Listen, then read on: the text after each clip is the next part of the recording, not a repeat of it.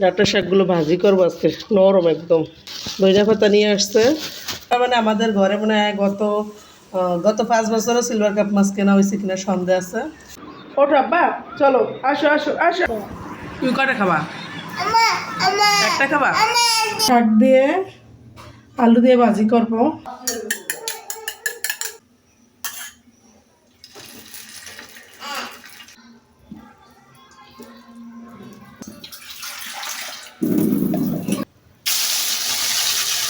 মাছের মাথা দিয়ে তাকে গোসল করে নিছি, খেয়ে নিতেছি।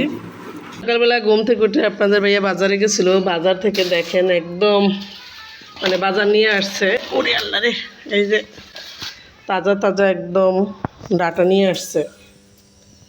ডাঁটা শাকগুলো ভাজি করবো আজকে, নরম একদম শাকগুলো। ধনিয়া পাতা নিয়ে আসছে। মাছ নিয়ে আসছে সিলভার কাপ মাছ। আপনাদের ভাইয়া খায় না, আমরা মানে আমাদের ঘরে মনে হয় গত 5 বছরও সিলভার কাপ মাছ কেনা হয়েছে কিনা সন্দেহ আছে। তো গতকালকে ঘরে কোনো মাছ নাই, তো আপনার ভাইয়ের সাথে আমি অনেক চিল্লাচিল্লি করছি, বলছি বাজারে যত মাছ আছে সব এক পদ আনবা। তো দাসের বাজার এমন বাজার, আমার মনে হয় মুসাফির বাজারিরা কোনো মানে বাজারেই পাওয়া যায় না, মানে মাছ পাওয়া যায় না, ভালো কোনো মাছ পাওয়া যাবে না এই মাছেই। এই সিলভার কাপ মাছ একটা নিয়ে আসতে কোনো রকম মানে কষ্ট করিয়া আনতে মন চায় নাই, তাও জোর করিয়া আনছে আর কি। মানে আমি বলছি এই কারণে জোর করে সিলভার কাপ মাছটা আনছে। আর এখানে তেলাপিয়া মাছ কয়টা, 1 কেজি 2 কেজি হয়েছে। কয়টা তেলাপিয়া? ও, ওই যে তেলাপিয়া মাছ নিয়ে আসছে। আর সাথে এগুলো কি মাছ? নলা মাছ। এত বড় কেন নলা মাছ? নলা মাছ এমন বড়, রুই মাছের মতো। আর একটা মুরগি নিয়ে আসছে, পোলট্রি মুরগি। এখানে তো এখানে কিন্তু আমি অরিজিনাল ভয়েসটা রাখতে পারিনি, কারণ আমার ছোট ছেলে মোবাইলে গান শুনতেছিল, তো সে গানটা খুব জোরে মানে সাউন্ড আসছিল এখানে, তো যার কারণে আমি ভয়েসটা রাখতে পারিনি। তো এখানে মাছগুলো মোটামুটি দেখাই দিতেছে আপনাদের, মানে সিলভার কাপ মাছ, তেলাপিয়া মাছ আর নলা মাছ কিনছে। আর এখানে দেখেন পেঁয়াজ আনছে 2.5 কেজির মতো, সাথে করলা আনছে। এই দেখতেই পাচ্ছেন যে জাসারাত মানে মোবাইল নিয়ে একদম বিজি। তো করলা, তারপরে সব কিছুই মানে মোটামুটি বাজার নিয়ে আসছে। তো জাবের মাহাদির কিন্তু জ্বর ছিল, সেই জন্য আমি জাবের মাহাদির কপালে একটু হাত দিয়ে দেখলাম যে জ্বরটা কমছে কিনা। তো এখন আমরা কিন্তু নাস্তা খাবো, কারণ আপনাদের ভাইয়া বাজার থেকে নাস্তা নিয়ে আসছিল। তো সকালবেলা বেশিরভাগ সময় আসলে বাইরে থেকে নাস্তা খাওয়া হয়, জানি বাইরের খাবারটা কিন্তু আসলে অত একটা স্বাস্থ্যসম্মত না, কিন্তু তারপরেও খেতে হয়, কি করব, ছোট বাচ্চা আছে। সকালবেলা রেডি করে যে বাচ্চাদের এত তাড়াতাড়ি দিব অতটাও মানে সম্ভব হয় না, পারি না আসলে। আগে সবাই পারতাম, কিন্তু এখন পারি না, শরীরে কুলায় না। কারণ ডিউটি করে এসে তারপরে মানে একবেলা ডিউটি, একবেলা বাসার কাজ, সব মিলিয়ে আর পারি না, সম্ভব হয় না। তো যাই হোক, এই যে নাস্তাটা নিয়ে আসছে। তো অনেক সময় কিন্তু আসলে নাস্তার ভিডিও আমি নেইও না, কারণ এত বেশি বাইরের নাস্তা খাওয়া পরে যে ভিডিও নিতেও ইচ্ছা করে না, যে এত ভিডিও নিলে ভাইয়ারা আপুরা কী না কি বলে আমাকে আবার। তো এই জন্য যাই হোক যতটুকু পারি নেই। তো এই যে আমি কিন্তু জাবেরকে যার সাথে আলাদা মানে নাস্তা দিয়ে নিতেছি, কারণ ওরা অনেক বেশি ক্ষুধা লাগছিল, তো ওরাও খুব কান্নাকাটি করতেছিল।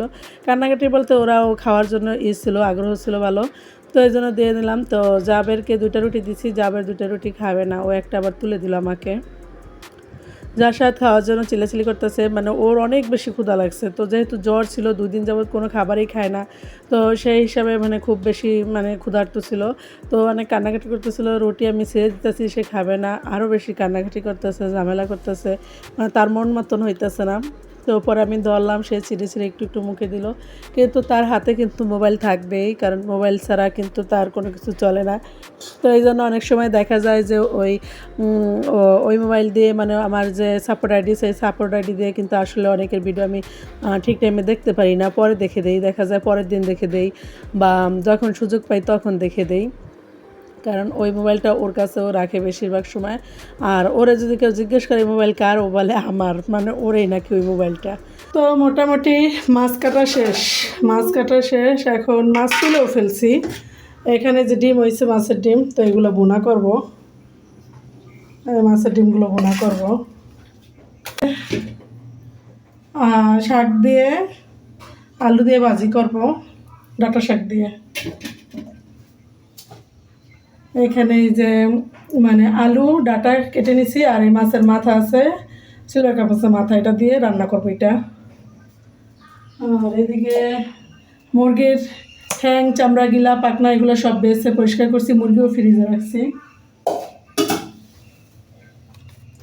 মানে পেঁয়াজ মানে সব কিছু কেটে একদম রেডি, সব কিছু একদম। আর ডিমগুলো ফ্রিজে রাখছি, সব মানে রেডি করে তারপরে আসছি। এই যে দেখেন এখানে মানে ভিডিও নিতে খেয়াল ছিল না, যে মানে কাজের ধারণায় ভিডিও নিতে খেয়াল ছিল না। এই যে মাছগুলো ফ্রিজে রেখে দিছি একদম সুন্দর করে পুটলা পুটলা করে।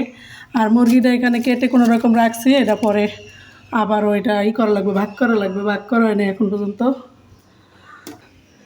মানে এই কাজগুলো করতে গিয়ে আমার অনেক ক্ষুধা লেগে গেছে, মানে অনেক কাজ করা হয়েছে, তো ভিডিও আসলে তো সবসময় নেওয়া হয় না। তো এখন ভাবতেছি যে কিছু একটা খেয়ে নিতে হবে, মানে খাওয়ার জন্য তেমন কিছু করবো না। রুটি আছে, পাউরুটি একটু ভেজে খেয়ে নিব। তো রুটি ভাজতে গিয়ে আবারও সেম অবস্থা, যে ভয়েস আসতেছিল, মানে মোবাইলের যে সাউন্ডটা ছিল সেটা আসতেছিল, যার কারণে আবারও মিউট করে নিলাম। তো আবারও আলাদা করে ভয়েস দেওয়া লাগলো। তো আমার খুব বেশি ক্ষুধা লাগছিল, মানে এত বেশি কাজ করছি যে মুরগি কাটছি, মুরগির ঠ্যাং পা যা আছিল সেগুলো বেছে একদম পরিষ্কার করে রাখছি। তারপরে তরকারিগুলো কাটছি, মাছগুলো কাটছি, কেটে ফ্রিজে রাখছি। তো সব মিলিয়ে মানে একদম অনেক বেশি ক্ষুধা লেগে গেছিলো। তো হালকা ক্ষুধা মেটানোর জন্য মোটামুটি কিন্তু পাউরুটি ছিল ঘরে, সেটা ডিম দিয়ে একটু ভেজে নিলাম। এখানে 4 পিস রুটি আমরা ভেজে নিয়েছি। তো 4 পিস রুটি মোটামুটি 4 পিস ভাজি, মানে যে বার্গারের মতো করে ভেজে নিয়েছি এইভাবে। তো সেটা কিন্তু আসলে যাবে যাসা ওরাও মোটামুটি খেয়ে নিছে, সবাই আমরা খেয়ে নিছি। দেখা যায় আমি 2 পিস খেয়েছি আর ওরা 2 ভাই 2 পিস খেয়েছে। এইভাবে আপনাদের ভাইয়াকে বলছিলাম, সে খায়নি। তো সে যেহেতু একটু আগে নাস্তা করছে, তো যার কারণে সে আর খায়নি। তো এইভাবে কিন্তু রুটিগুলো ভেজে কিন্তু খাওয়া যায় খুব সহজেই, মানে একটু হালকা ক্ষুধা লাগলে বা বাচ্চাদের যদি একটু নাস্তা দেওয়ার জন্য, বাচ্চাদের কিন্তু হালকা ক্ষুধা না, বাচ্চারা কিন্তু এরকম 2টা রুটি খেলে আর কিছুই ওদের লাগে না। তো ওইভাবে খাওয়া দাওয়া করে আমি তারপরে চলে আসলাম রান্নায়। তো এখানে দেখতেছেন মাছের ডিম ছিল, যে নলা মাছ ছিল, মানে বলতে নলা মাছটা আসলে রুই মাছের মতো দেখতে, আমি চিনতে পারিনি ঠিক মাছটা। তো সেই মাছটার ভিতর ডিম হয়েছিল, সেই ডিমটা নিয়ে আমি এখন রান্নার জন্য চলে যাচ্ছি।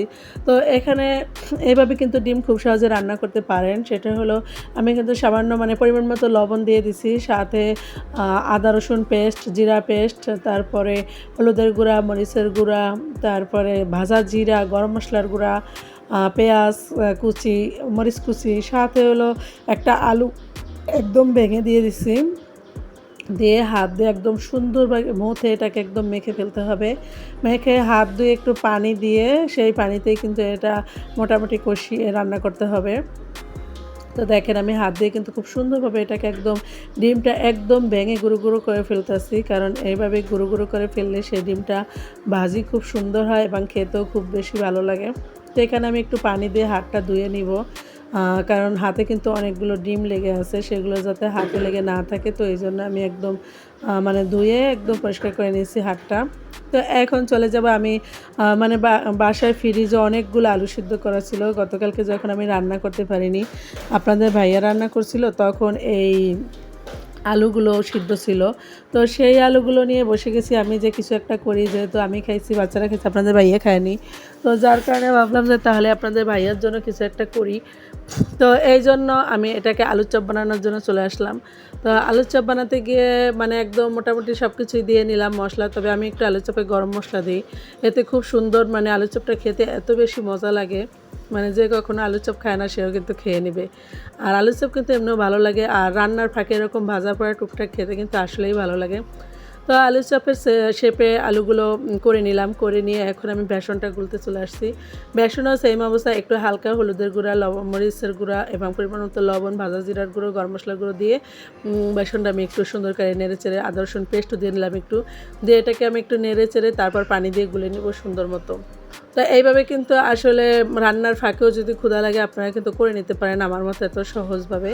তো রান্নার ফাঁকে কিন্তু এইভাবে করে নেওয়া যায়, করে নিলে হালকা ক্ষুধা বা বলেন, আসলে হালকা ক্ষুধা না, আমরা মোটামুটি ভালোই মানে খেয়ে, আর ওই দিন তেমন একটা ভাত মানে অতিরিক্ত মানে ও যে ভাত পরিমাণে আমরা খাই সেই পরিমাণটা আসলে লাগেনি, অনেক কম ভাত লাগছে, কারণ আমরা অত ভাত খেতে পারিনি। এগুলো খাওয়ার পর আর ভাত মানে খেতে ইচ্ছা করছিল না, শুধু ডিউটিতে যাব বিদায় একটু খেয়ে নিয়েছিলাম। তো দেখেন এখানে সব কিছু মেখে টেখে একদম বাজারে চলে আসলাম। তো আলুর চপগুলো মাশাআল্লাহ খুবই সুন্দর হয়েছে, মানে মোটামুটি সবাই খেয়ে নিছে। যার সাথে খায়নি, যার সাথে যেহেতু জ্বর, শরীরটা ভালো না। তো জাবেরেরও জ্বর ছিল, কিন্তু জ্বরের মুখে ওর কাছে নাকি এটা ভালো লাগছে, তো ও কিন্তু 2টা আলুর চপ খেয়ে নিয়েছে, আমরা খেয়ে নিয়েছি। তো আমার মানে আলুর চপ বানানোটা কিন্তু সার্থক হয়েছে, যেহেতু আমার ছেলে খেয়েছে, ওর জ্বর, কোনো খাবার খায় না, সেই হিসাবে যে খেয়েছে, এটাই কিন্তু আসলে অনেক কিছু। তো আলুর চপ ভেজে আমি কিন্তু এক এক করে রান্না বসিয়ে দিলাম। তো আলুর চপ ভাজতে আমি কিছু মিষ্টি আপুদের কমেন্ট পড়ে নিব আজকে, যেহেতু বাসায় বসে আমি ভয়েস দিতেছি। তো এখানে জিতু ফেরদাউস ও আমাকে কমেন্ট করছে, ওর আইডির নাম জিতু ফেরদাউস, তো আমাকে কমেন্ট করছে। ও কিন্তু আসলে শুরু থেকে আমাদের সাথে ছিল, একদম শুরু থেকে আমাদের সাথে ছিল এবং এখন পর্যন্ত আছে। এই জন্য ওকে মানে অনেক ভালোবাসা, যে জিতু আমাদের সাথে সব সময় ছিল, এখনও আছে। তো জিতুর কমেন্টটি হলো, আপনজন হারানোর শোক খুবই কষ্টের, সব মিলে অসাধারণ লাগলো আপু, গ্রামের সব কিছুই ভালো লাগে। আসলে আমাদের এক আত্মীয় মারা গেছিলো, সেই ভিডিওটা মানে সেটা এই ভিডিওর ভিতরে একটু ছিল গতকালকের ভিডিওতে। তো গত ভিডিওতে তো সেইটাতে জিতু এই কমেন্টটা করছিল। তো জিতুর জন্য অনেক ধন্যবাদ, অনেক ভালোবাসা জিতুকে, এবং আমি সব সময় জিতু তোমার সাথে আছি আপু। আরেকটা মিষ্টি আপুর কমেন্ট পড়বো, সেই আপু আছে ঐশী ডেইলি স্টোর থেকে, ঐশী আপু। তো আপুর কমেন্টটি হলো, আপনজন চলে যাও অনেক কষ্টের, তুমি অনেক পরিশ্রম করো, ঘর, চাকরি। আমার আম্মু চাকরি করতো। ও আচ্ছা, আপুর আম্মুও চাকরি করতো নাকি? তো আপু অনেক ধন্যবাদ, তো অনেক ভালোবাসা আপু, আমি সবসময় আপনার সাথে আছি, সব সময়। তো আরেকটা আপুর কমেন্ট পড়বো, সেটা হলো আরিফাস ইংলিশ কেয়ার থেকে আরিফা আপু। আত্মীয় মারা যাওয়ার খবর শুনে খারাপ লাগলো আপু, দোয়া রইল তার জন্য, আর ভিডিওটি দারুণ হয়েছে।